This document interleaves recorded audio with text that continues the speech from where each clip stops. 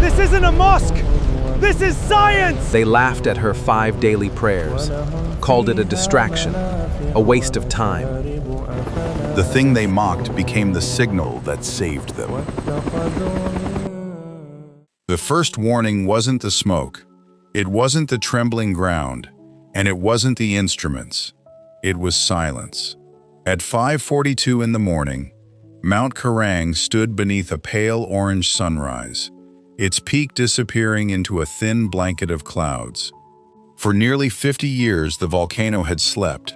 Scientists classified it as dormant, and thousands of tourists visited its slopes every year, believing it was little more than a scenic landmark.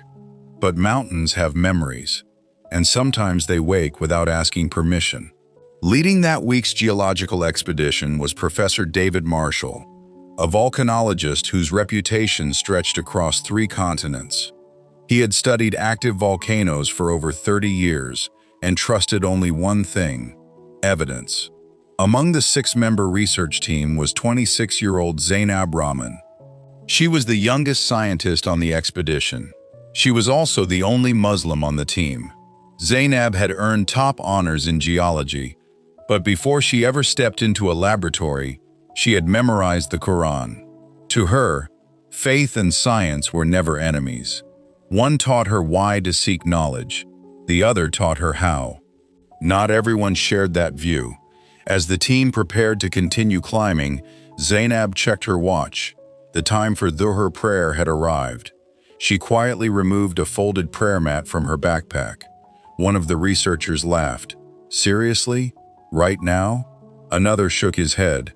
"We're losing daylight." Professor Marshall sighed.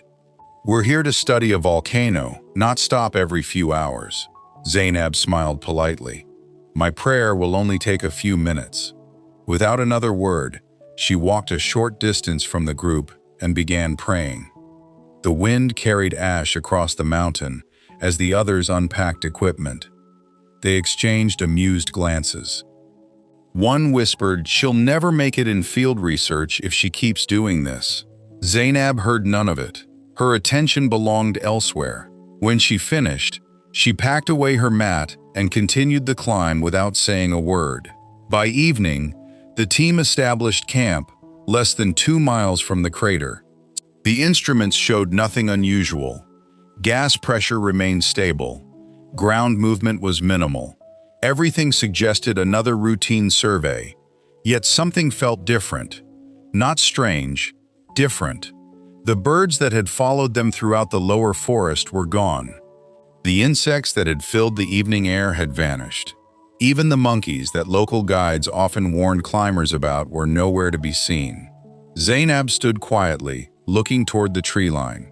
"Has anyone noticed how quiet it is?" One teammate shrugged. "They probably moved." "All of them?" Nobody answered.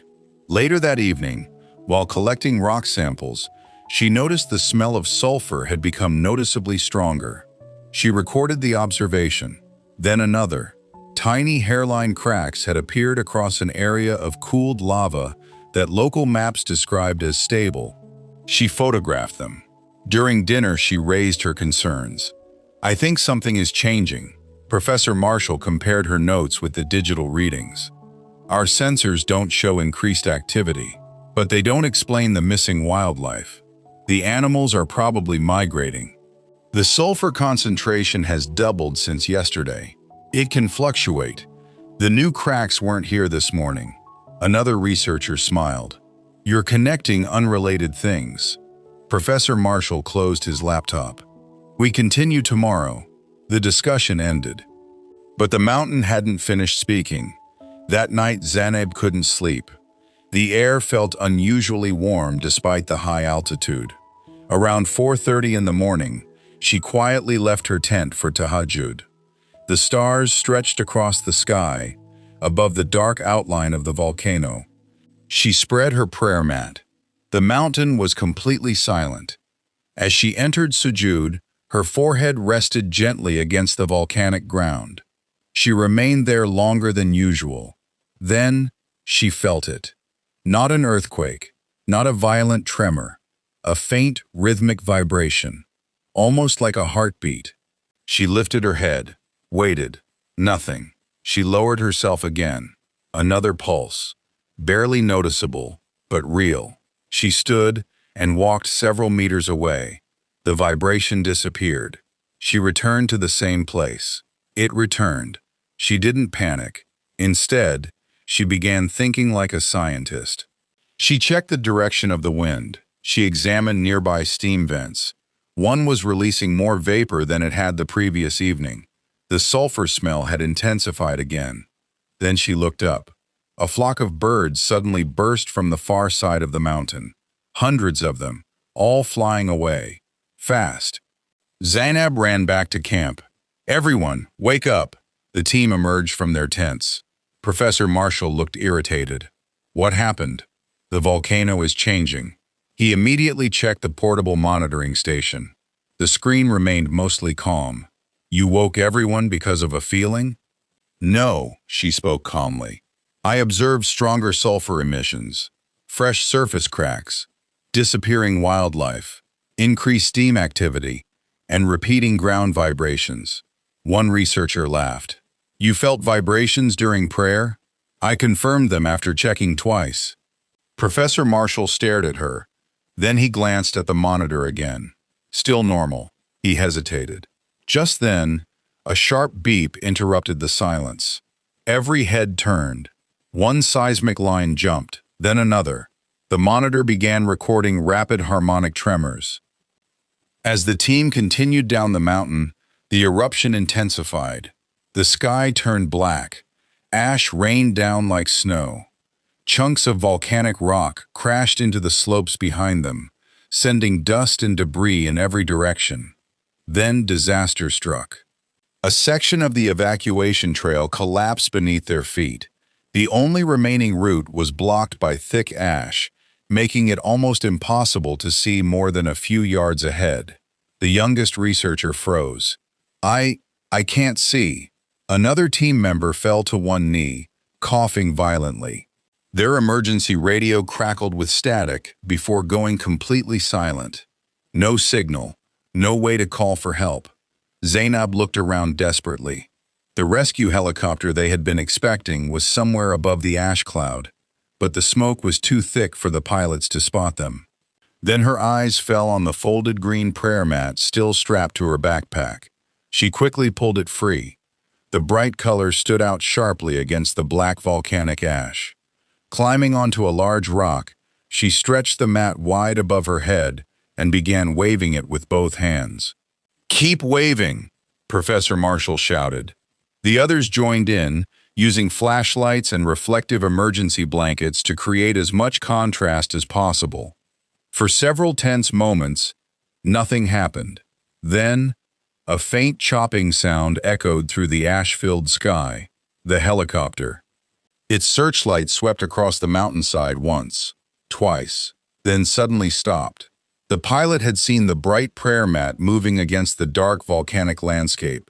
The helicopter circled lower, hovering just above the ridge despite the dangerous ash drifting through the air. A rescue crew lowered emergency lines one by one. The youngest researcher was lifted first, then the injured climber.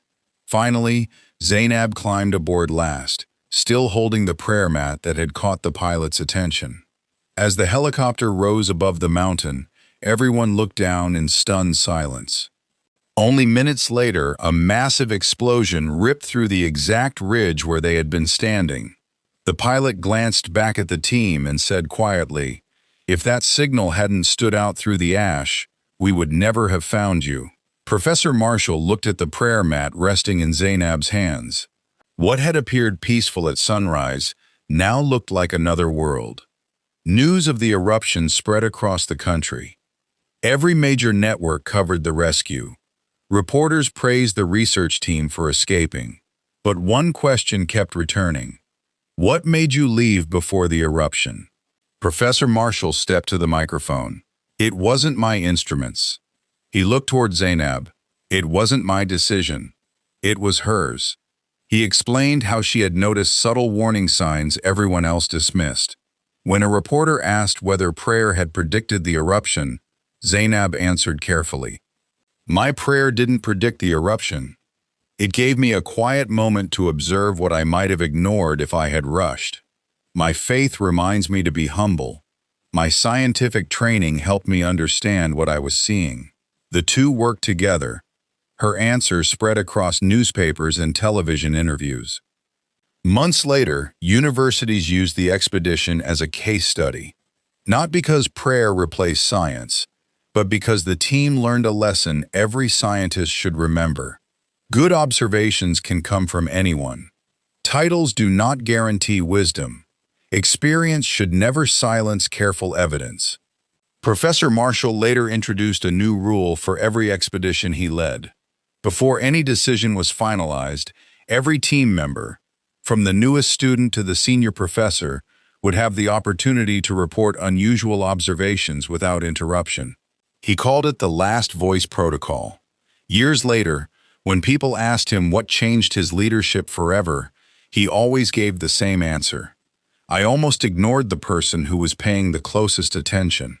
As for Zainab, she returned to Mount Kerang 1 year after the eruption. The landscape had changed forever. Fresh black rock covered the slopes where forests once stood. She spread her prayer mat on a safe observation point overlooking the valley. After finishing her prayer, she looked toward the rebuilt research station. Knowledge had helped her understand the mountain. Faith had reminded her never to become too proud to keep learning. And perhaps that was the greatest lesson the volcano had ever taught. Not every warning arrives with a loud voice. Sometimes, it begins with a moment of stillness.